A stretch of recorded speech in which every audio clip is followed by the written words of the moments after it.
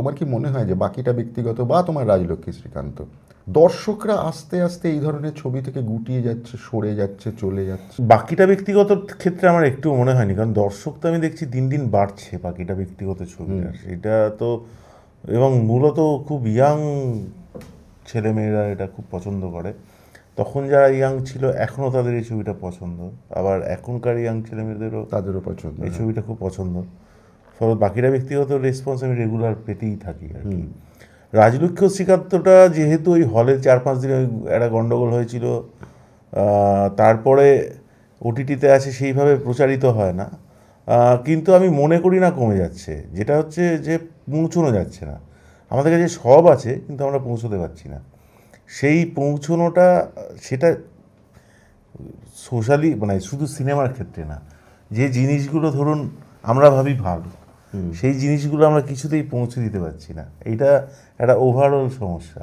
তো ওই জায়গাটা আমার মনে হয় যে কারণে, মানে গিয়ে গিয়ে যে আমি আপনাকে বলছিলাম যে এই আমার কোটি কোটি লোক দেখলো আর 6,000 কোটি টাকার ব্যবসা করলো, ওই রকম ছবি আমার প্রয়োজন নেই আর কি। বা আমার পৌঁছানো দরকার, মানে কোন লোকটা দেখে কি বললো তার ফিলটা আমার খুব পছন্দের।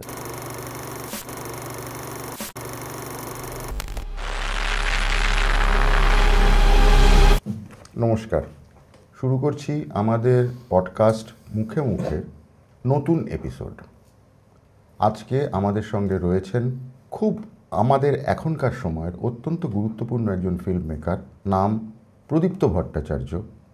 তার সঙ্গে আমরা অনেক কিছু বিষয় নিয়ে আলোচনা করব, তারপর বাকিটা ব্যক্তিগত। নমস্কার, আর থ্যাংক ইউ এখানে আসার জন্য প্রদীপ্ত। আমি যে জিনিসটা জানতে চাই যে তোমার ছবি এখন সাধারণভাবে যে বাংলা ছবি হয় তার থেকে সম্পূর্ণ আলাদা, এবং তুমি একটা তোমার নিজস্ব ল্যাঙ্গুয়েজ তৈরি করেছো, এবং সেই ল্যাঙ্গুয়েজটার একটা মেজর ফলোয়িং আছে। এইটা তুমি কিভাবে অ্যাচিভ করলে? কি ওটা কি আপনা হতে হলো না তৈরি হলো? এই যে ছবিটাকে একটু অন্যভাবে ভাবা, এইটা তোমার কবে থেকে শুরু হলো? খুবই জরুরি একটা বিষয় হচ্ছে, আমি তো ধরুন যেখান থেকে বড় হয়েছি, মুর্শিদাবাদ, নদিয়া, এইসব জায়গার থেকে আমি এসে এখানে পড়াশুনো করলাম। তো ওইখানে যে বড় হওয়ার একটা ব্যাপার তো অবশ্যই আছে, এবং আমার এখন ওখানে গভীর যোগাযোগ আছে আর কি।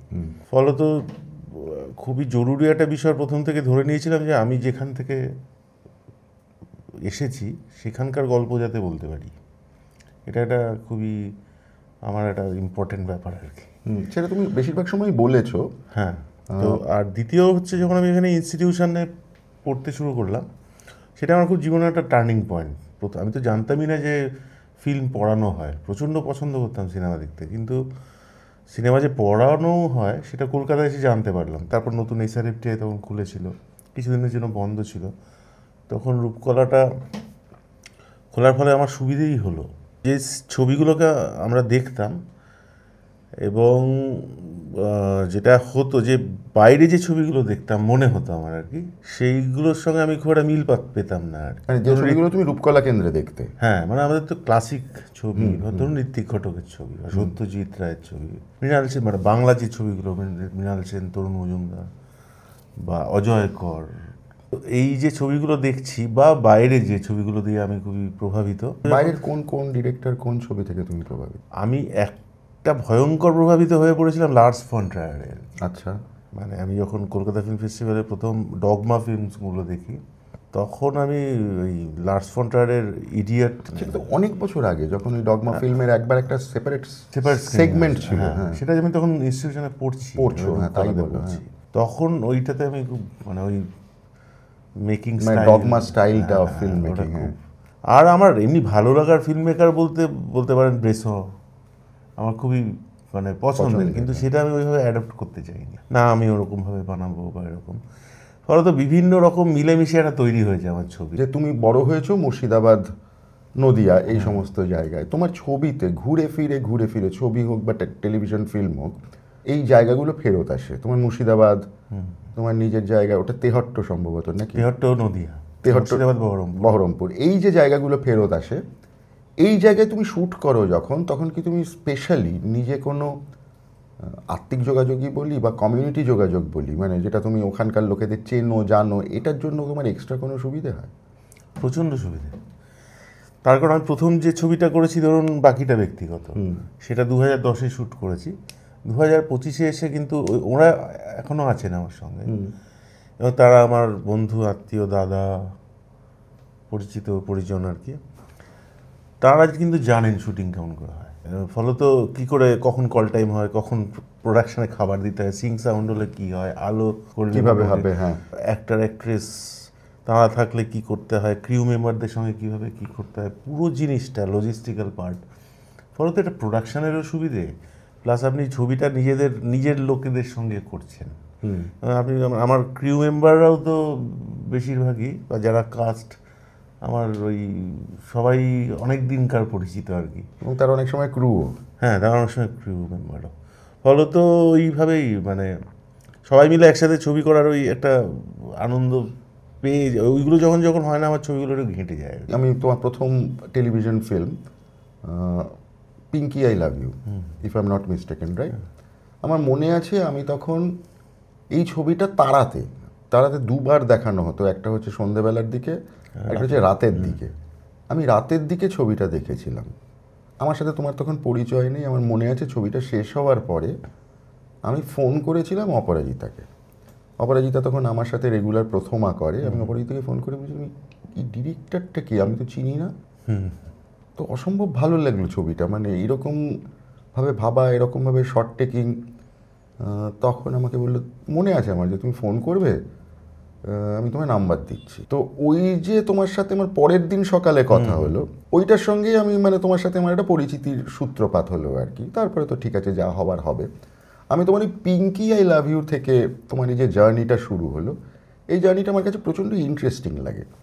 তুমি যখন পড়াশোনা করেছো, তুমি আসলে একজন এডিটার, মানে এডিটিং নিয়ে পড়াশোনা করেছো, কিন্তু বেসিক্যালি তোমাকে সবাই কতটা এডিটার হিসেবে, মানে এডিটার হিসেবেও তোমার যথেষ্ট নাম ডাক আছে। তোমার অত্যন্ত গুরুত্বপূর্ণ কিছু ছবি আছে যেগুলো তুমি এডিট করেছো। আবার তুমি অনেকগুলো গুরুত্বপূর্ণ ছবি এক্সিস্ট করে যেগুলো তুমি নিজে ডিরেক্ট করেছো।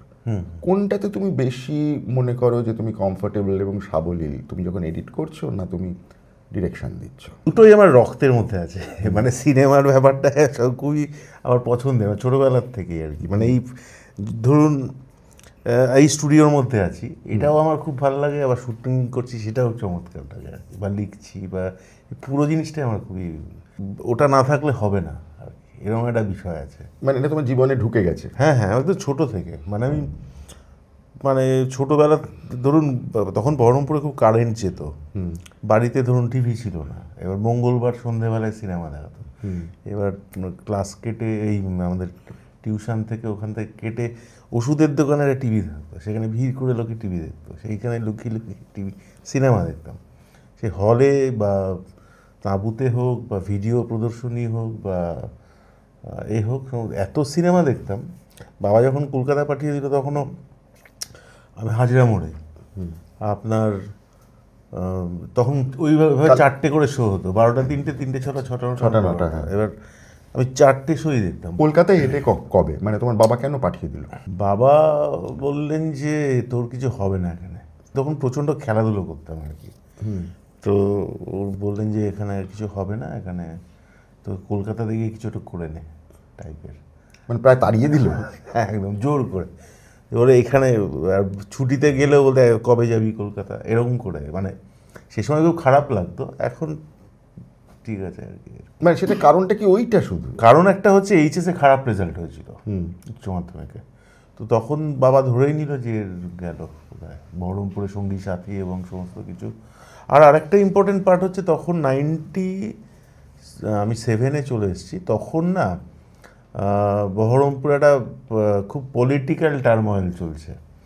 এবার তখন ধরুন ওখানে কলেজে ভর্তি হবো বা ওরকম একটা যখনই হচ্ছে, সেই সময় বহরমপুরে সিপিআইএম কংগ্রেসের প্রচণ্ড ঝামেলা চলে, এবং আমি ওই ধরুন আমাদের পাড়াতে এসএফআই এর একটা ছিল, এবং আমি ধরুন ওইখানে মিটিংয়ে যাওয়া, বিভিন্ন, শুধু এসএফআই না, বিভিন্ন বামপন্থী মিটিং বা খুব ইন্টারেস্ট পেতে শুরু করেছিলাম সেইটাও বোধহয় একটা ভয় ছিল যে ছেলেটা বোধহয় এবার রাজনীতিতে চলে গেল। হ্যাঁ, আর বরং প্রচণ্ড অ্যাকশন হতো তখন, মানে মার্ডার হতো, পলিটিক্যাল মার্ডার হতো, এমনি মার্ডার হতো, এইসব বাবা বোধহয় ওই ভয়ে বলে এর কিছু হয়, গোল্লায় চলে যাবে বলে আমাকে। মানে তার মানে তুমি কলকাতায় এসছো যখন তোমার অ্যাপ্রক্সিমেটলি 18 বছর বয়স। হ্যাঁ, তা এসে তুমি কি পড়াশোনা করতে শুরু করলে? প্রথমে আমি যেটা করলাম হচ্ছে জর্জ টেলিগ্রাফের সেক্রেটারিয়াল প্র্যাকটিস বলে একটা কোর্স শুরু করলাম। সেটা হাজরা মোড়ের না, আরেকটা জায়গা? ওটা শিয়ালদা। শিয়ালদায়, আচ্ছা। এবার বাবা আমাকে বিভিন্ন ওই কাগজ দেখে দেখে বিভিন্ন, আমি বড় বাজারের কিভাবে খাতা লেখে, হ্যাঁ, তারপরে সিটি টেলিগ্রাফের ওখানে টাইপ রাইটিং, এই বিভিন্ন কিছু করে চলেছি তখন আর কি। আর প্যারালালি সুরেন্দ্রনাথে, তার মধ্যে আমি চলে গেছি এতে আপনার ওই SRFTI খোঁজ পেয়েছিলাম যে খুলছে টুলছে, তো সেই সময় গিয়ে বলল যে না গ্র্যাজুয়েশন লাগবে। তো ওই সময়টা আপনার 98 থেকে 2000-এর মধ্যে এই ঘটনাগুলো আর কি। তো কারণ আমি গ্র্যাজুয়েশনটা একটু করে নিয়ে তো আবার কিছু করতে চাইছিলাম, মানে পড়াশোনাটা গোল্লাতেই চলে গেছিলো দিয়ে, তখন ওখানে বললো গ্র্যাজুয়েশন ছাড়া পড়া যাবে না বলে আমি তখন আবার গ্র্যাজুয়েশনটা মোটামুটি পড়তে শুরু করলে আর কি। আচ্ছা, আর ততদিন তুমি নিজে সাস্টেন করেছো নিজেকে এই টাইপ রাইটিং অমুক তমুক করে? না, বাবা টাকা দিতেন, তারপরে আমি সাস্টেন করতে শুরু করলাম। ওই মাল্টিমিডিয়া ZCA-তে কোর্স করেছিলাম একটা, ওখান থেকে আমি একটা চাকরি পেয়ে গেছিলাম। চাকরিটা ভালোই মাইনে ছিল, মানে আমি একটা মেসে থাকতাম, পুরো খাওয়া দাওয়া সারাদিনে 850 টাকা লাগতো। তো আর আমি মাইনে পেতাম ধরুন 1005 টাকা। তো ওই 2000 সালে আর কি। তো তখন তো আমার 5000 টাকা তো, মানে আমি তখন কোনো নেশা নেই, কিছু নেই সেই সময়টাতে আর কি। এখন আছে? অবশ্যই আছে। তখন হয়তো দিনে একটা সিগারেট খেতাম, তাও এরকম আর কি, মানে এখন অনেক সিগারেট খাই, এই করি, মদ খাই, তো এই রকম। ফলে অনেক টাকা আমার কাছে তো। সেই আমলে 5000 টাকা মাইনে মানে যথেষ্ট, খুব বড় অ্যামাউন্ট অফ টাকা। হ্যাঁ, মানে 2001 সালের কথা যদি হয়, হ্যাঁ, মানে ধরুন 2 টাকা আর 2 টাকা 4 টাকা আমার যাতায়াত অটো ভাড়া, তো আর 850 টাকা মেসে কমপ্লিট। তো এই রকম করে, কিন্তু চাকরিটা আমি কিছুতেই করতে পারছিলাম না, মানে এত চাপাচাপি ছিল বিভিন্ন রকম। তখন রূপকলা কেন্দ্র বেরোলো, দিয়ে আমি বিজ্ঞাপন বেরোলো। হ্যাঁ। তুমি যে সময়টা রূপকলা কেন্দ্র পড়েছো সেটাও তো রূপকলা কেন্দ্রেরও একদম প্রথম দিক। হ্যাঁ, ওটা ফার্স্ট, আমরা ফার্স্ট। তোমরা ফার্স্ট ব্যাচে তোমার সঙ্গে আর কে পড়েছে? কারণ আমি এই কারণে জিজ্ঞেস করছি, যেমন আমাদের এখানে SRFTI রয়েছে, SRFTI-এর পাশাপাশি রূপকলা কেন্দ্র, এটাও একটা মেজর ইনস্টিটিউট যেখান থেকে কিন্তু প্রচুর লোক আমাদের ফিল্ম ইন্ডাস্ট্রিতে এসেছে। শুভঙ্কর কি তোমার ব্যাচ? শুভঙ্কর আমার জুনিয়র। শুভঙ্কর তোমার সেকেন্ড ব্যাচ, আচ্ছা। মানে আমি সিনেমাটোগ্রাফার শুভঙ্করের কথা বলছি আর কি। তো আমি এটাই তোমাকে জিজ্ঞেস করছি যে এই যে রূপকলা কেন্দ্র, এই রূপকলা কেন্দ্র আর SRFTI, এটার মধ্যে না একটা কোথাও আমি একটা বিভাজন দেখি। মানে আমি তোমাকে জিজ্ঞেস করছি, এটা আমার একটা কৌতূহল, যে রূপকলা কেন্দ্র থেকে এসেনশিয়ালি আমি দেখেছি প্রচুর পশ্চিমবঙ্গের হিন্টারল্যান্ড থেকে, হিন্টারল্যান্ড বলতে আমি বোঝাচ্ছি মফস্বল অন্যান্য শহরে প্রচুর ছাত্রছাত্রী রূপকলা কেন্দ্রে পড়তে আসে, যেই ছাত্রছাত্রীটা অনেকাংশে আমি দেখেছি SRFTI-তে মিসিং। এইটার কারণ কি তোমার কখনো মনে হয়? না, এটা একটা কারণ। রূপকলা কেন্দ্র মূলত আমাদের পশ্চিমবাংলা কেন্দ্রিক, এবং যার ফলে, এবং খুবই অ্যাফোর্ডেবল। আচ্ছা।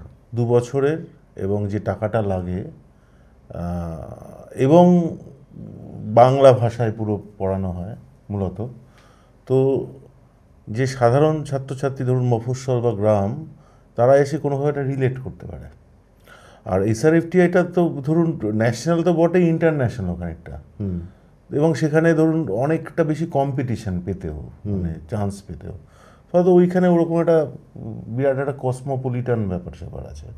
আর রূপকলাতে ওই আমাদের বাংলার যারা ছাত্রছাত্রী তারা এসে পড়তে পারেন, এবং অনেকটা কম টাকা পয়সায় পড়তে পারেন। তো ওই একটা খুব ইম্পর্টেন্ট ব্যাপার বলে আমার মনে হয়। অ্যাফোর্ডেবিলিটি এবং কিছুটা কমফর্ট ফ্যাক্টর, মানে ভাষা ইত্যাদির জন্য, এবং কম্পিটিশনটা একটু কম এখানে। তাহলে আমি জিজ্ঞেস করছি তোমাকে যে রূপকলা কেন্দ্র থেকেও অনেক ইম্পর্টেন্ট, এবং আমি এটা খেয়াল করেছি বলেই বলছি আর কি, যে রূপকলা কেন্দ্র থেকে যারা পাস আউট তারা অনেকেই মফস্বলে, মানে এটা আমি দেখেছি আমার পরিচিত যারা রয়েছেন, টিচাররা হয়তো শহরের, কিন্তু মানে পাস আউটরা আমি দেখেছি অনেকে, এবং তারা খুব শাইন করেছে। সেইটা তো রূপকলা কেন্দ্রের একটা বড় সাকসেস নয় কি? একদমই, খুবই বড় সাকসেস। এবং এইটাতে আমি খুবই যারা ইনস্টিটিউট সেই সময় যারা তৈরি করেছিলেন, এবং আমি খুব মানে বলবো আমাদের যিনি ডিরেক্টর ছিলেন রূপকলার আমাদের সময়, অনিতা অগ্নিহোত্রী, অনিতা অগ্নিহোত্রী, ম্যাডাম, হ্যাঁ। ওনার একটা দূরদৃষ্টি ছিল আর কি। আর এই রূপকলা শুধু ফিল্ম ইনস্টিটিউশন নয়, একটা সোশ্যাল কমিউনিকেশন ইনস্টিটিউট, মানে পার্টিসিপেটরি কমিউনিকেশন বলে একটা জিনিস উনি আমাদেরকে মাঝে মধ্যে ক্লাস করাতেন, উনি নিজে নিতেন, বিভিন্ন অনেকে আসতেন, জয়া মিত্র আমাদের ক্লাস নিতে আসতেন, আরও অনেকে আসতেন, যে কিভাবে কমিউনিকেট করবে একটা ধরুন 20 জনের সাথে। একটা ন্যারো কাস্টিং হচ্ছে আর কি, মানে ব্রডকাস্টিংয়ে প্রচুর লোক দেখলো, আর ন্যারো কাস্টিং 25 জনের সাথে কমিউনিকেশন হবে এবং পার্টিসিপেটরি হবে, দুপক্ষেই একে অপরের সঙ্গে আদান প্রদান করবে। আমাদের অনেকে অন্যান্য বন্ধুবান্ধবরা একটু রাগও করতেন সে সময় যারা, কিন্তু আমার খুব পছন্দের জিনিস ছিল। আর একটা হচ্ছে যে ওই ওবি ভ্যান ছিল একটা, মাঝে মধ্যে ওটা নিয়ে কনসেপ্ট ছিল যে ওই ওবি ভ্যান নিয়ে গিয়ে গিয়ে ছবি দেখানো বা এই করা। তো সেইগুলো আমার ওই শিক্ষাগুলো আমি নিয়েছি আর কি, মানে এটা আমার ধারণা ম্যাডামের ইন্টারাকশনের ব্যাপারটা। এবং অভিযান নিয়ে কি হতো? অভিযান নিয়ে ওখানে গিয়ে ছবি দেখানো। হ্যাঁ, ধরুন গ্রামে রূপকলা একটা সোশ্যাল কমিউনিকেশন ফিল্ম ফেস্টিভ্যালও হতো, আর সেখান থেকে আবার বিভিন্ন জায়গায় ছবি দেখানো, ধরুন বিভিন্ন জেলাতে যাওয়া হতো ছবি দেখাতে, এরকম। তো সেইগুলো কিন্তু খুব জরুরি ছিল আর কি, মানে ওই ইয়েটা, ওটা আমার ম্যাডামেরই খুবই ইম্পর্ট্যান্ট একটা মানে লেসন আমার জন্য। সেই সময় তোমাদের এডিটার, মানে ক্যামেরা পার্সন, মানে আমি বলবো সিনেমাটোগ্রাফার বা ডিওপি, তুমি যাই বলো না কেন, সাউন্ড, এইগুলো তো রূপকলা কেন্দ্রের খুব ইম্পর্টেন্ট কতগুলো জায়গা ছিল। হ্যাঁ, ওই যে ফ্যাকাল্টি, ওই ফ্যাকাল্টিদের সম্পর্কে কিছু বলো। ফ্যাকাল্টি আমাদের ডিপার্টমেন্টের এবং সমস্ত রূপকলা যারা যারা এখনও, মিতাদি আছেন, মিতা চক্রবর্তী আর কি, উনি এফটিআই নিজেও এডিটার। ফ্যাকাল্টিদের সঙ্গে আমাদের সম্পর্ক আত্মীয়ের মতো আর কি। এবং সেটা যে শুধু আমি এই এডিট ওটা সেই ওরকম না, কিছু অনেক মানে পার্সোনাল প্রবলেমও, এতদিনকার সম্পর্ক সেটা শুধু আমার সঙ্গে না, সমস্ত ব্যাচের সমস্ত ছেলেমেয়েদের সাথে এরকম, সমস্ত ফ্যাকাল্টিদের সঙ্গেই। আর যারা ধরুন বাইরের, মানে আমি যাদের কাছ থেকে খুবই শিখেছি বলে মনে করি, সুমিত ঘোষ এডিটার, এবং অর্ঘ্য কমল মিত্র, এবং অনুপ মুখার্জি সাউন্ডের। হ্যাঁ, এবার দু একজনের কথা হয়তো নাম উল্লেখ না করলে মানে ভুলে যেতে পারে, কিন্তু হ্যাঁ, সৌমেন্দু রায় তো আমাদের মানে উনি একটা মানে আমাদের কি বলবো, খুবই যে সৌমেন্দু রায় আছেন আমাদের সঙ্গে, এইটা একটা আমাদের একটা বড় ব্যাপার ছিল, গর্বের ব্যাপার ছিল। হ্যাঁ হ্যাঁ, খুবই জরুরি। আমি তো প্রথম কথা কি, যে সৌমেন্দু রায়ের নাম আমি জানি, শুনেছি, কিন্তু তখন তো আর তো মোবাইল, ফেসবুক এসব নেই, তখন কাগজে দেখেছি একটা ছবি, কোনো এক সময় ব্ল্যাক অ্যান্ড হোয়াইট ছবি দেখেছি, বা কোনো পত্রিকাতে। প্রথমবার ইন্টারভিউ দেওয়ার উনি নিয়েছিলেন আমার ইন্টারভিউ, কিন্তু ভর্তির সময়। আমি ওনাকে প্রথমে বুঝতে পারিনি যে ইনি সৌমেন্দু রায়, মানে আমি ভেবেছি সাংঘাতিক একটা কিছু প্রচণ্ড, কিন্তু ওরকম না, খুবই সাধারণ উনি এসে আমাকে, কিন্তু ওই কথাবার্তাটাই অন্যরকম ছিল। তো এইরকম আর কি। এবং এই কিন্তু আমার এডিটিংয়ের ক্ষেত্রে সুমিত ঘোষ, অর্ঘ্যদা, মিতাদি, তুমি যাদের নাম করলে এরা তো সবাই লেজেন্ডারি, এবং রূপকলা কেন্দ্রের মানে আমি কি বলবো, যে প্রথম দিককার ব্যাচে, মানে প্রথম দিককার না, আমি শিওর যে নিশ্চয়ই একটা ইনস্টিটিউট একবার তৈরি হয়ে গেলে, ইনস্টিটিউশন তার একটা কিছু না কিছু ধারা চলতে থাকে, সেটা নিশ্চয়ই আছে এখনো। এইবার তুমি যখন এলে, তোমার প্রথম কাজ Pinky I love you. Pinky I love ইউতে আমি যাদেরকে দেখছি, তখন অপরাজিতা অতটা বিখ্যাত তখনও নয়, কিন্তু আমি তাকে চিনি যেহেতু সে আমার সাথে কাজ করে। আর আমার সাথে আলাপ হয়েছে ঠিক তার আগে, আমি একটা ছবি দেখেছিলাম, এটা সাউথ ইন্ডিয়ান ছবি, মানে মানে বাংলায় না, উড়িয়া ছবি, যেটা একসাথে দুটো ল্যাঙ্গুয়েজে তৈরি হয়েছিল, আমি ছবিটার নাম ভুলে গেছি। পাগল প্রেমী। সেইটাতে ঋত্বিককে দেখে আমি, মানে ঋত্বিকের অভিনয় দেখে আমি ছিটকে গেছিলাম, জুরি পাপস। তারপরে আমি যেচে, ওই আমার মনে আছে শোটা রোটারি সদনে হয়েছিল, যেচে আমি গিয়ে ঋত্বিকের সাথে সেদিন আলাপ করেছিলাম। আমি দেখলাম এই দুজন তোমার ছবিতে রয়েছে, এবং এই যে দুজন, এই দুজনকে তোমার বিভিন্ন সময় বিভিন্ন জায়গায় বিভিন্ন ছবিতে আমি ঘুরে ফিরে দেখতে পাই। এটার কারণ কি? ওরা যে বললাম প্রথমে যে মানে আমাদের টিমটা মোটামুটি চেষ্টা চেষ্টা মানে ওইভাবেই হয়ে গেছে যে একই আর কি। মানে ধরুন আমার আমি ছবি ফিচার ফিল্ম তো অনেকদিন বাদে বাদেই করি, এবং করলে সবাই মিলে বন্ধু বান্ধব, এবং ওরা শুধু বন্ধুর দিকেও না, এখন একটা ওই রকম বললাম না আত্মীয়ের মতো। হ্যাঁ অনেকটাই, তো সবাই মিলে একটা ছবি করবো এইরকম একটা ভাব চলে আসে। ইভেন কখনো কখনো ধরুন বিরোহী করলাম, আপনার এখানেই করলাম, তো সেটা তাতে তো ওরা নেই, কিন্তু ওরা তার মধ্যেও আছে, গল্প শুনেছে বা প্রডিউস করেছে বা কিছু। বিরোহী যখন চলছিল তখন তো ঋত্বিক এসছেও মাঝে মাঝে, কিরকম হলো দেখি। হ্যাঁ, তো সব কিছুতে ওইটার জন্য মানে আর বহুদিনের ঋত্বিকের সঙ্গে 2002 সাল থেকে, ফলত ওইটা একটা হয়ে গেছে আর কি। আর আপনি যে পাগল প্রেমী, তার আগে প্রথম telefilm, feature length telefilm Pinky আলাবু, তার আগে একটা বিশ্বাস নাও করতে পারেন বলে একটা ছবি করেছিলাম 2006-এ। সেইটা ওইটা টেলিভিশনের জন্যই তারায় শর্ট ফিল্ম, 24 মিনিটের। শ্যামল নামের একটি ছেলে আবিষ্কার করে, তাকে সবাই সেলিম বলে ডাকছে।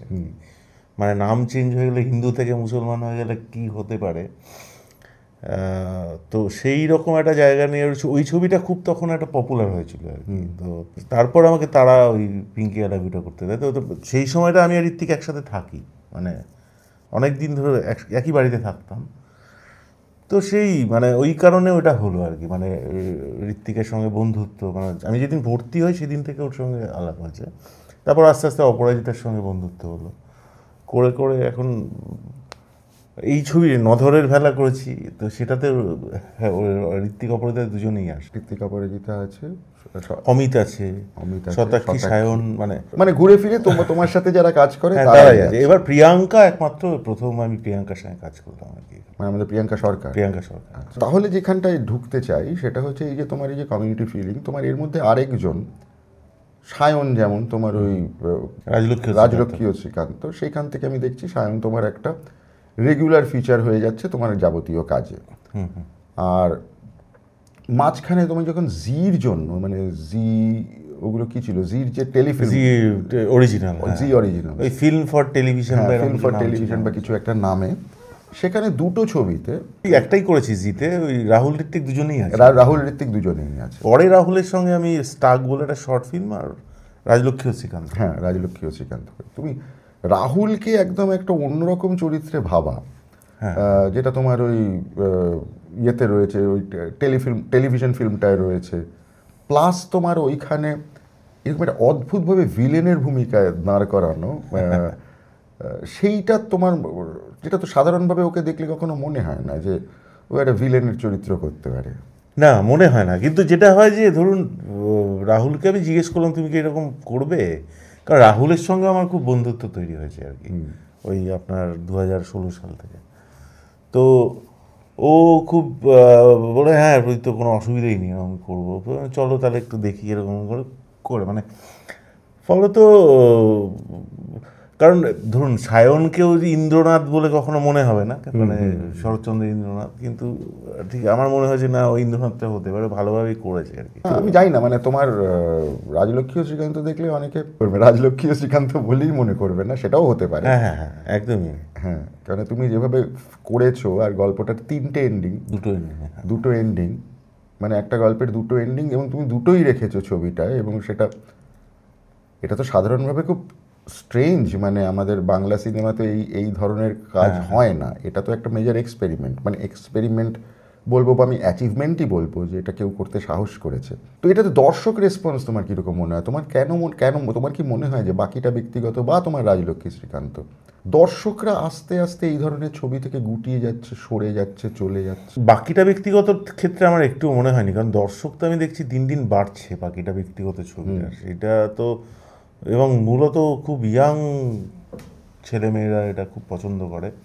তখন যারা ইয়াং ছিল এখনও তাদের এই ছবিটা পছন্দ, আবার এখনকার ইয়াং তাদেরও পছন্দ, এই ছবিটা খুব পছন্দ। ফলে বাকিরা ব্যক্তিগত রেসপন্স আমি রেগুলার পেতেই থাকি আর কি।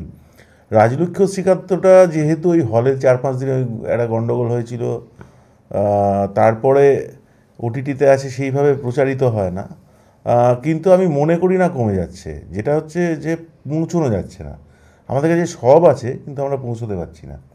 সেই পৌঁছানোটা সেটা সোশ্যালি মানে শুধু সিনেমার ক্ষেত্রে না, যে জিনিসগুলো ধরুন আমরা ভাবি ভালো, সেই জিনিসগুলো আমরা কিছুতেই পৌঁছে দিতে পারছি না। এইটা একটা ওভারঅল সমস্যা। তো ওই জায়গাটা আমার মনে হয় যে কারণে মানে গিয়ে গিয়ে যে আমি আপনাকে বলছিলাম যে এই আমার কোটি কোটি লোক দেখলো আর 6,000 কোটি টাকার ব্যবসা করলো, ওই রকম ছবি আমার প্রয়োজন নেই আর কি, বা আমার পৌঁছানো দরকার। মানে কোন লোকটা দেখে কি বললো তার ফিলটা আমার খুব পছন্দের, তোমার কাছে খুব জরুরি। হ্যাঁ। তুমি তো একটা সময় যখন এই, যাই হোক ওই গন্ডগোলটার মধ্যে আমি ঢুকলাম না, তোমার রাজলক্ষ্মী শ্রীকান্ত যখন উঠে গেল হল থেকে, তারপরে তো তুমি সেই ছবিটা ঘাড়ে করে, এখন অবশ্য ঘাড়ে করতে হয় না, এখন হাতে করেই নিয়ে যাওয়া যায়। আমি বাকিটা ব্যক্তিগততে বেশি করেছি। হ্যাঁ, এটাতেও তো তুমি করেছো, এখানেও করেছি। এখানে তুমি প্রাইভেট স্ক্রিনিং করেছো, তুমি বিভিন্ন হল ভাড়া করে করেছো। একদমই, মানে আমি বাকিটা ব্যক্তিগত আপনার বেশি করেছি। কেন বলছি, প্রথমে আমি 25 টাকার টিকিট করেছি, যেখানে শুটিং করেছি আমাদের তেহট্টতে, ওখানে 25 হল ভাড়া করে 25 টাকার টিকিট করে বাড়ি বাড়ি গিয়ে টিকিট বিক্রি করে এসেছি। বা আমিও গেছি, আমার বন্ধুবান্ধবরা গেছে, হাউসফুল হয়েছে, 4টে শো করেছিলাম। তারপর থেকে ধরুন তাঁবু খাটিয়ে শো হয়েছে, বা ধরুন কমিউনিটি হল আছে সেখানে শো হয়েছে, এইভাবে করেছি। রাজলক্ষ্মীও শুরু করেছিলাম, খুব চমৎকার হচ্ছিল, ওই কোভিডটা ঢুকে গেছিল, তো মনে আছে আমার। এবারের ছবিও সেরকম বিয়ে হলে করবো আর কি, মানে গিয়ে ছবিটা দেখাবো, কারণ আমি রেসপন্সটা পাই। এবং এই যে বারবার বলে যে দেখে না, এটা একটা মিথ, আমরা পৌঁছতে পারি না, একদম পৌঁছতে পারছি না। এবং ওই যে 50টা, মানে আপনাকে ধরুন আপনি খাবেন 3টে রসগোল্লা, আপনাকে 25 রকমের রসগোল্লা দিয়ে দিয়েছে, আপনি ওই 2-4টে অন্য রসগোল্লা খেয়ে আপনি যেটা খেতে চান সেটা ওখানে ওটা দূরে রেখে দিয়েছে। ওই রসগোল্লাটাকে কাছে নিয়ে আসতে হবে, এইটা হচ্ছে বিষয়। এবং লোককে দেখালে লোকে দেখে। পৌঁছানো যাচ্ছে না কেন? রসগোল্লাগুলো দূরে থাকছে কেন? মানে আমাদের রসগোল্লাগুলো একটু কষ্ট করতে হবে আর কি। পৌঁছতে গেলে কি করতে হবে, যেটা আমার নিজের মনে হয়, ধরুন আমাদের ক্ষেত্রে এখানে আমরা যে জাতীয় ছবিগুলো বানাচ্ছি, তারা, আমি কাউকে খুব করছি না, কিন্তু আমাদের সঙ্গে আমরা লোক চিনি না এখনকার। মানে তারা কি ভাবছে করে জানি না, কাগজে দেখে বা ফেসবুকে দেখে ভাবি। আমরা খুব একটা চায়ের দোকান বা বাসে বা ট্রেনে বা নিজেদের আত্মীয়ের সঙ্গে, ধরুন আমরা যখন গল্প করি আমরা শুধু সিনেমারই গল্প করি, কিন্তু অন্য বিষয়ে গল্প করছি না। বা ধরুন রাজনীতি গল্পটুকু করতে পারি, কিন্তু বাদ বাকি কারোর বাড়িতে গিয়ে চা খেয়ে আচ্ছা কুশল সংবাদ করে ওর শরীর খারাপ, ওর এই হয়েছে সেই হচ্ছে, এই যে ব্যাপারটা, সেই জায়গাগুলো মানে ক্রমাগত বন্ধ হচ্ছে। এবং এটার বৃহত্তর কারণ আমি জানি না, বলতে পারবো না, কিন্তু মানে হয়তো জানি, কিন্তু সেইটা আমি অত ডিটেলে বলতেও চাই না। বা আমি মানে আমি ভাবি যে কেন এগুলো হয়, কিন্তু আমাদেরকেও তো কিছু একটা ব্যবস্থা করে সেটাকে একটু মানে যতটা পারা যায় প্রতিরোধ করা দরকার। সেইটার জন্য যোগাযোগ করা দরকার লোকের সাথে, যে যাওয়া দরকার। মানে তুমি বলছো এটা কনস্ট্যান্টলি এরকম চলতে থাকে, যে যোগাযোগ ব্যবস্থাটাকে কেটে দেওয়ার একটা চেষ্টা চলছে। যে আপনারা যে আলোচনাটা করছিলেন আমি শুনেছি খুব, মানে যে এক ধরনের মনোপোলাইজড দেখা, আমি শুধু সিনেমার ক্ষেত্রে বলছি, যে এই সিনেমা এরমই দেখতে হয়, এছাড়া অন্য সিনেমা বলে আর কিছু হয় না। এই যে জায়গাটাকে মানে এইটাকে এস্টাবলিশ করার চেষ্টা করে যাচ্ছে সারাক্ষণ, তো এই জিনিসটা মোটেও নয়। তুমি বলছো অন্য ধরনের সিনেমা হয়, অন্য ধরনের সিনেমা তো হয় বটেই, এবং তুমি বলছো লেগে থাকলে সেটা লোককে দেখানো যাবে, এবং লোকে দেখবে এবং আলোচনাও করবে। এবং যাদেরকে ধরুন আপনি যদি বলেন যে এরা কি ছবি দেখবে, এদের এরকম নয়, আপনি একদম আনকোড়া লোকে মানে গিয়ে বসে না একটু দেখুন না, প্রথমগুলো এগুলো করতে হবে, তবে লোকে দেখবে। মানে রাজলক্ষ্মী ধরুন, এখানকার লোকেও তো অনেকে মানে সিনেমা সমালোচক বা দেখলো না, বা আপনার ছবি যে এই যে বলছে যে না দেখেনি, আপনি গিয়ে একটা গ্রামে গিয়ে দেখান, আনন্দ করে দেখবে। এবং আপনি যদি বলেন যে একটু টিকিট কেটে দেখুন, তাতেও দেখবে। কারণ আমি আপনাকে বলছি, এটা কোনটা আগে আমি ঠিক এটার একটা মানে সামাজিক ব্যাপার কেন হলো, সোশ্যালি ইকোনমিক্যালি কেন হলো, এটা রিসার্চের ব্যাপার। একটা সিনেমা হল, আমি সেই জায়গার নাম বলছি না, সিনেমা হলে 2 ঘন্টার শো হবে। এই আমি পুজোর কথা বলছি, ধরুন একটা বাংলা ছবি চলছে, 2 ঘন্টা স্লট আছে। এবার টিকিট বিক্রি হচ্ছে 40 মিনিট করে কাপলদের জন্য, ঠিক আছে, এবং কেউ সিনেমা দেখবে না, শুধু পেরেছি। এবার এই সিনেমাটা তাহলে আর দেখা হচ্ছে না। সিনেমা হলটা এখন একটা আরেক ধরনের প্রয়োজনীয়তার জায়গা হয়ে দাঁড়িয়েছে। তো এই রকম করলে তো হবে না। কিন্তু প্যারালালি আমি ধরুন আমরা 4টে শো করছি ওখানে, কিন্তু সেখানে লোক চলে এসে আনন্দ করে দেখে যাচ্ছে। এইটা কেন হচ্ছে সেইটা একটু ভাবারও দরকার। মানে তুমি যখন ওটা করেছিলে, তুমি তাঁবু করে, যেরকমভাবে আমরা ছোটোবেলায় এরকম সিনেমা দেখেছি, তখন ইনফ্যাক্ট কলকাতাতে আমি নিজে এরকম ছবি দেখেছি যেটা হাজরা পার্কে তাঁবু করে হচ্ছে, বা ধরো কালীঘাট হাই স্কুলের মাঠে তাঁবু খাটিয়ে, মানে তাঁবু করে অন্ধকার হয়ে গেছে, এরপরে তোমার ওই ইয়েটা করে, তাঁবু হতো না, কেননা ওই স্ক্রিনটা টানিয়ে একদম মাঝখানে প্রজেক্টর বসতো এবং সেইখানে দেখছে, এবং তখন তো মনে হতো কি ম্যাজিক দেখছি টাইপের, মানে একদম ছোটোবেলা যখন। তুমি বলছো সেইটা এখনো লোকের কাছে ওই ম্যাজিকটা আছে? হ্যাঁ, একদমই আছে। আপনি তাঁবুটা খাটাতে হবে শীতকালে আর কি, মানে বা খুব গরমকালে করলে কালবৈশাখী টৈশাখীর ভয়ও থাকে। গরমকালে ওপেন হবে মাঠে যদি হয়, নদীর ধারে হয়, বা এই লোকে দেখবে, এবং আপনি যদি বলেন যে কিছু দাও আমাকে, সে দেবে। কারণ আমি আপনাকে বলি যে একটা জায়গায় আপনি যে বলছে সিনেমা হল বন্ধ, ওই সিনেমা হলে লোকে যাচ্ছে না, সিনেমা হলে লোকে কোথায় যাচ্ছে না, কলকাতার লোকেরা সিনেমা হলে যায় না, এটা বক্তব্য। বাইরে সিনেমা হল নেই, বা একটা আছে। আমার জায়গাটা থেকে সিনেমা হলে যেতে আমাকে প্রথমে ধরুন আমাদের ফ্যামিলির 4 জন সিনেমা দেখবো, তাহলে আমাকে 50 টাকা করে বাস ভাড়া করতে হবে, 1.5 ঘন্টা জার্নি করবো, 200 টাকা। সেখান থেকে একটা টোটো ভাড়া করব, গিয়ে সিনেমা হলের টিকিট কাটবো, তা করতে করতে আমি কোন শো দেখছি তার উপরে, তাহলে আগে দুপুরে গিয়ে ওখানে খেতেও হবে করে, এত ঝামেলা নিয়ে, মানে তারপর একটা 1000 টাকা খরচ করে তারপর আমি এখানে ফিরে আসব। তো একটা ছবি অত কষ্ট, আমার কাছে যদি এইটা কাছে থাকতো কিছু, তাহলে আমি দেখতাম। আমি অতটা কষ্ট করবো কেন, আমার ফোনে চলে এসছে, মানে বা টেলিভিশনে 400 টাকা দিয়ে আমি গাদা গাদা চ্যানেল দেখতে পাই, বা ওটিটি চাইলে আপনি দেখতে পাচ্ছেন। তো ওই কারণ লোকের কমিউনিটি ভাব কিন্তু এখনও আছে। কারণ আপনি দেখুন, পদ্মপুরাণ দেখছে লোকে হোল নাইট, কবিগান দেখছে, সবাই মিলে যে দেখার যে সিনেমাটাও তো একসঙ্গে দেখার একটা বিষয়, সেগুলো তারা দেখছে কেন, টিকিট কেটেও দেখছে বা পয়সা দিচ্ছে পরে। তো এগুলো কিন্তু এখনো চলছে।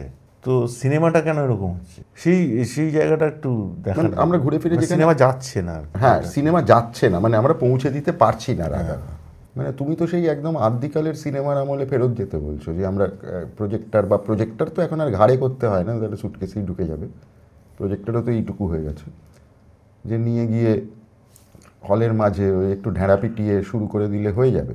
হ্যাঁ, তাতেও হবে। কারণ দেখুন এখন সমস্ত জায়গাতে সরকারি রবীন্দ্রভবন হোক বা তেহট্টে যেমন দীনবন্ধু মিত্র মঞ্চ আছে, সেখানে লোকের যাওয়া প্র্যাকটিসও আছে। নাটক দেখতে যান, সিনেমা চালালে সিনেমা দেখতে চান লোকে। হ্যাঁ, তো সেই যাওয়ার অভ্যেসটা তো আছে। তাহলে ওখানে যে ধরুন এরকম সমস্ত জায়গাতে হোক না একটু সিনেমা দেখানোরও ব্যবস্থা হোক টিকিট কেটে। এবার বৃহত্তর যে ব্যবসা, সেই জায়গাটা বৃহত্তর ব্যবসায়ীরা বুঝবেন, তারা তো করছেন তাদের মতো। ছোট ব্যবসাগুলোও ওইভাবে উঠবে। মানে এই যে বিভিন্ন হাজার হাজার ওটিটি আছে, কিছু কিছু করে আপনি তো জানবেন যে মোটামুটি কম বাজেটে বানালে কম বাজেটটা উঠেও যায়, আমার অভিজ্ঞতাতে এইটুকু হয়েছে। সেটা ঠিক, সেটা উঠেও যায়, এটা ঘটনা। মানে আমি তো 100 টাকা দিয়ে 12,000 টাকার লাভ করতে চাইছি না, 100 টাকাটা উঠে যাক আর 20 টাকা থাকুক, যিনি টাকাটা দিলেন তাকে 100 টাকা দিয়ে 20 টাকাটাও দিলাম, তুমি আবার হয়তো আর একটু করে আবার আর একটা 100 টাকা দিলেন, আর একটা করুন বলে, এই জায়গাটায় পৌঁছানো দরকার। তুমি একটা সময়, আমি তোমার কোনো একটা ইন্টারভিউতে পড়েছিলাম যে সিনেমার এখনকার যে প্র্যাকটিস, মানে যে প্র্যাকটিস অফ শোয়িং ফিল্মস, এইটা পুরোটা পাল্টে যাবে বলে তুমি বিশ্বাস করো? তুমি একটা জায়গায় বলেছিলে পে পার ভিউতে আলটিমেটলি সবাইকে ওটিটি হোক বা সোশ্যাল মিডিয়া ইউটিউব হোক, পে পার ভিউতে চলে যেতে হবে। এটা কি তুমি এখনও বিশ্বাস করো? আমার মনে আছে ইন্টারভিউটা আমি পড়েছিলাম বছর 2 আগে। হ্যাঁ, পেপার ভিউ মানে টিকিট কাটা। টিকিট কাটা মানে পার ভিউ তুমি টিকিট কাটছো। হ্যাঁ, তার কারণ হচ্ছে যেটা বললাম যে এই 100 টাকায় যে আমি নিলাম, দিয়ে আমি ওনাকে 120 টাকা ফেরত দেবো। আমি ওই হাজার হাজার কোটি টাকা নিচ্ছি না, ওই কিন্তু 20 টাকাটা ফেরত দেবো ওনাকে। আমার বক্তব্য হচ্ছে যে বিরাট বিরাট শপিং মল আছে, পাশে ছোট মুদির দোকানগুলো আমার খুব দরকার, না হলে গোটাটা ঘেটে কিরকম একটা হয়ে যাচ্ছে। মানে আপনি অ্যাপে পটলের দাম দেখছেন 100 টাকা কেজি, আপনি ডিরেক্ট বাজারে গিয়ে যখন যাবেন ওটা 50 টাকা কেজি। 50 না হলেও হয়তো 60 টাকা কেজি। বাজারের ওপর ডিপেন্ড করে। মানে লেক গার্ডেন্সে গড়ফাতে একরকম, লেক গার্ডেন্সে একরকম, মানিকতলায় আরেক রকম, গড়িয়াহাটে একরকম হবে। যে কোনো একটা অ্যাপ থেকে আপনি নিন, ওটা অনেকটা বেড়ে যাচ্ছে। তো এই গোটাটাই দরকার। এবার ফলত মানে আমি তো, যিনি টাকাটা দিলেন যে হ্যাঁ তুমি ছবিটা করছো, তো সেই টাকাটা আমি ফেরত দিতে চাই। আমিও তো করেছি যে না যান আপনি, এবার আমি সবাইকে দেখি, সেটা নয়, ওইটুকু একটু উঠুক, যে কারণে পেপার ভিউটা দরকার আছে। অথবা এমন একটা জিনিস দরকার যেটা ইউটিউবে ধরুন প্রচুর লোক দেখলো, তাই দিয়ে একটা টাকা হলো, সেরকম একটা বিষয়।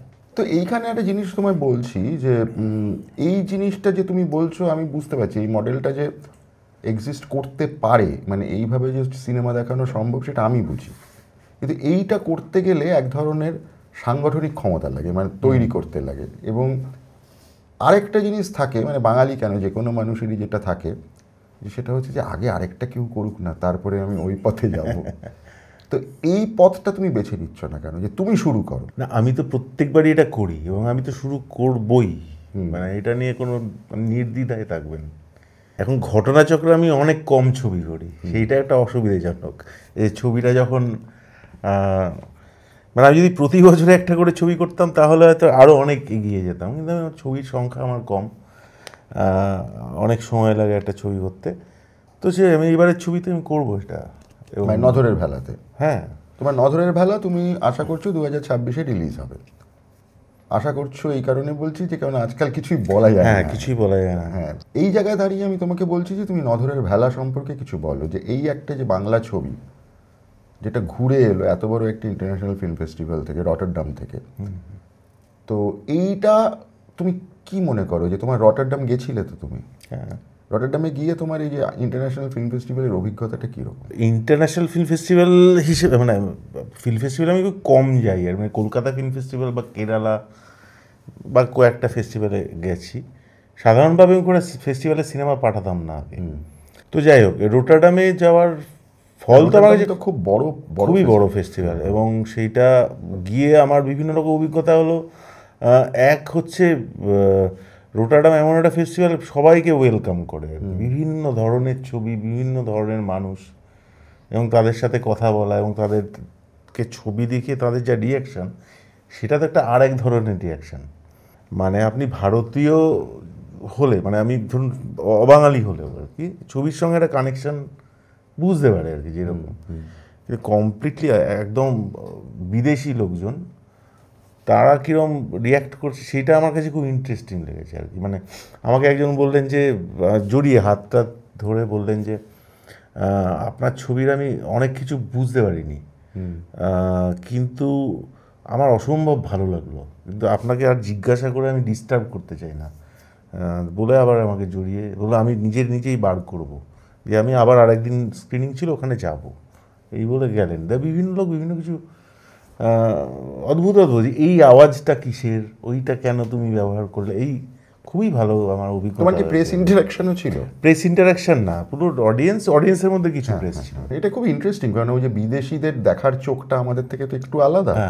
আমার এটা খুব ইন্টারেস্টিং একটা জিনিস মনে আছে, আমি একটা ইন্টারন্যাশনাল ফিল্ম ফেস্টিভ্যাল মাদ্রিদে বেসিক্যালি, আমার শোটা শেষ হওয়ার পরে একজন বাইরে বেরিয়ে এসে আমায় বললেন যে আমার না ইন্ডিয়ান সিনেমা দেখতে খুব অসুবিধে লাগে। আমি খুব অবাক হয়ে ভাবলাম কেন, আমি জিজ্ঞেস করলাম যে কেন, কী অসুবিধে লাগে আপনার? বলে আমার মনে হয় সব মেয়েই একরকম দেখতে, মানে আপনাদের সমস্ত মেয়েদেরই সবারই গায়ের রং তো একই রকম এবং সবারই চোখের রং একরকম, আর সবার চুলই কালো, এবং সবার চুলই স্ট্রেট। আমার মনে হয় যে একই মেয়েকে আমি বারবার দেখছি। আমি মনে মনে ভাবছি যে কি, এটা তো আমরা চাইনিজ বা জাপানিজ সম্পর্কে ভাবি, ওরা ইন্ডিয়ান সম্পর্কেও ভাবে। তো আমার ওই ছবিটা ছিল হচ্ছে কয়েকটি মেয়ের গল্প। তারপরে আপনার এই ছবিতে এত মহিলা, তোমার প্রথম দিকে বুঝতেই পারছিলাম না যে কোন মহিলা কে, বুঝতে পারছো? এইটাও কিন্তু একটা ইন্টারেস্টিং অবজারভেশন আমার কাছে আর কি, যে আমি এটা কোনোদিন ভেবেই দেখিনি। হ্যাঁ, আমরাই বরঞ্চ আপনি যেটা বললেন যে না, চাইনিজ বা জাপানিজদেরকে বুঝতে অসুবিধা হয় যে কোনটা কে ক্যারেক্টার ইত্যাদি।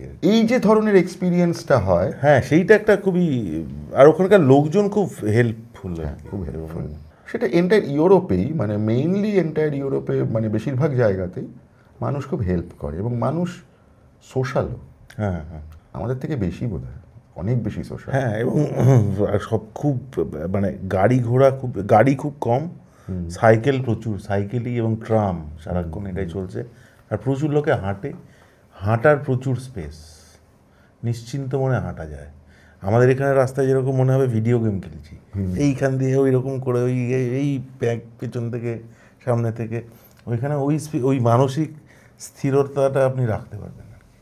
এইগুলো দেখলাম, যদিও যে কারণ সেটা আর এক রকমের কারণ ওদের দেশে জনসংখ্যা কম, ওরা অনেক বেশি ধনী, এবং এত ধনী হওয়ার কারণই বা কি, মানে অনেক রকম ব্যাপার স্যাপার আছে। যাই হোক, তবু এইটা আছে আর কি। আর ইন্টারন্যাশনাল ফিল্ম ফেস্টিভ্যাল আরেকটা জিনিস দেখলাম, যে এখানেও যা ওখানেও তাই, আমার একটা জিনিস মনে হয়েছে, ফিল্ম ফেস্টিভ্যালই হোক বা এখানকার আপনার সিনেমা হল, কমার্শিয়াল মার্কেট বা অল্টারনেটিভ মার্কেট যাই হোক, বা ফিল্ম ফেস্টিভ্যাল বা সিনেমা হল যাই হোক, একই। হ্যাঁ, সেটা ব্যাপারটা একই, মানে ওই আর্টগুলো সব খুব একটা শিল্প টিল্প অত জরুরি বিষয় নয় আর কি। মানে বিষয়টা জরুরি না, কিন্তু নামটা জরুরি, কিন্তু সেটা হয়তো, মানে তুমি কি ঘুরিয়ে বলতে চাইছো যে ফিল্ম ফেস্টিভ্যালেরও এক ধরনের বাণিজ্যিকরণ হয়েছে? প্রচণ্ড পরিমাণে হয়েছে না? হ্যাঁ, এবং সেইটা ফিল্ম ফেস্টিভ্যালগুলো আগে যে ধরুন যা শুনতাম বা দেখেছি যেরকম, সেরকম একেবারেই নেই আর কি। এইটা আমার খুব জরুরি, মানে খুবই ইয়েভাবে মনে হচ্ছে, মানে খুব গভীরভাবে মনে হচ্ছে আর কি। মানে এটা তোমার নিজের অভিজ্ঞতা থেকে তোমার মনে হচ্ছে? এই কথাটা আমাকে একবার আশিস অভিকুন্তকও বলেছিল, যে ওর মানে একটা বিশেষ ধরনের ফিল্ম এবং একটা বিশেষ ধরনের ব্যাকিং না থাকলে ইন্টারন্যাশনাল ফিল্ম ফেস্টিভ্যাল পাওয়া এখন মুশকিল, যেটা আগে ছিল না। এটা সত্যি বলে আমার মনে হয়। তার কারণ বোধ হয় বাইরেও হয়তো ফিল্ম ফেস্টিভ্যালের ফান্ডিং কমে গেছে নিজেদের, ফলে কারোর উপর ডিপেন্ড করতে হচ্ছে চালানোর জন্য, বা কারোর কথা শুনতে হচ্ছে। তারা যেভাবে মানে কিছুটা হয়েছে নিশ্চয়ই, নাহলে আপনি একটা খুব চমৎকার ফিল্ম, মানে অনেক ফিল্মের কথাই আমি বলছি যাদের, তা না দেখে আপনি দেখছেন আর একটা ছবি সিলেকশন হয়েছে, মানে এই যে বিষয়টা, এটা তো একটা আর কি। ঠিক আছে, তুমি নধরের ভেলা তুমি 26-এ রিলিজ করবে এবং তারপর হলে রিলিজ হবে, এবং তারপরে তুমি যেটা প্ল্যান করছো সেটা হচ্ছে তুমি কমিউনিটি ভিউইং করতে সারা পশ্চিমবঙ্গে ঘুরে বেড়াবে। এই যে সারা পশ্চিমবঙ্গে তুমি যখন ঘুরে বেড়াবে, তখন তুমি আমাকে একটু ডেকো। হ্যাঁ, নিশ্চয়ই। ঠিক আছে? প্রথম কথা, আমার খুব ঘুরতে ভালো লাগে, বাংলা হলে তো আরোই ভালো। মানে আমি এই পুরো জিনিসটা আমি তোমার কাছ থেকে অভিজ্ঞতাটা সঞ্চয় করবো, যে সাধারণ মানুষ কিভাবে একটা সিনেমা দেখে এনজয় করে। তুমি একদম কথা দিয়ে যাচ্ছ, কেননা তোমার রিলিজের আগেই আশা করি এই পডকাস্টটা হয়ে যাবে, তারপর তাহলে আমি বলতে পারবো যে এই দেখো প্রদীপ তো আগে বলেছিল, এরপরে আর বললো না। না না না, একদম বলবো, কারণ আমরা শুধু কলকাতাতে ওইভাবে করবো, বাইরেও গোটা বাংলায় প্ল্যানিং করেছি আর কি। আপনি যে সংগঠনটার কথা বলছেন, সেটা কিছুটা পরিমাণে আছে, মানে হ্যাঁ আছে, সেটা কিছুটা আছে, আমি দেখতে পাই। মানে তোমার সঙ্গে যারা টেকনিক্যালিও কাজ করে, তারা আমি দেখেছি সর্বক্ষণ ঘুরে ফিরে, মানে তুমি কীরকম আছো, তোমার পরের কাজটা না এখন প্রদীপ্তদার কাজ আছে, সুতরাং এরকম একটা ব্যাপার আমি লক্ষ্য করে দেখেছি। হ্যাঁ, এবং অনেক আছেন যারা মানে আমার সঙ্গে যুক্ত, মানে আমি যদি আমরা একসঙ্গে গিয়ে ছবি দেখাতে পারবো বিভিন্ন জেলাতে, কারণ বিভিন্ন জায়গাদের তারা আমাকে হেল্প করতে পারবে না আর কি। ঠিক আছে, এটা একটা অদ্ভুত এক্সপেরিমেন্টের দিকে আশা করছি তুমি যাবে, এবং আমি আশা করছি সেটা সঙ্গী হব। তো আজকের পডকাস্ট এই অবধিই রাখছি। প্রদীপ, তো অনেক ধন্যবাদ তুমি এখানে আসার জন্য।